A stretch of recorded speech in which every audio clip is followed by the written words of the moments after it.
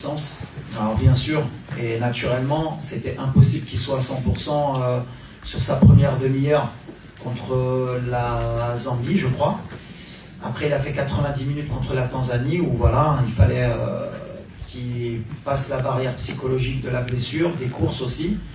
Et là, contre le Cameroun, il a fait un match solide, beaucoup plus défensif qu'il a l'habitude de donner, ce qui est normal dans ce genre de compétition et par rapport à l'opposition.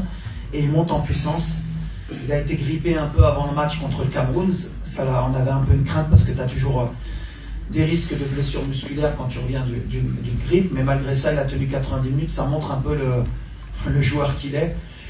Et mentalement, c'est quelqu'un, voilà, quand tu es coach, quand tu as un joueur comme Achraf, tu es bien sûr content, mais surtout, tu apprends beaucoup parce que tu te rends compte qu'est-ce qu'un joueur de ce niveau-là. Et je pense que demain, il va faire un match qui va être énorme sur le plan athlétique et même sur le plan, on va dire, technique. Il monte en puissance, là il se sent bien. On a passé le stade de montée en puissance et il va emmener cette équipe. Il a un rêve, on a un rêve et lui c'est le porteur de notre rêve.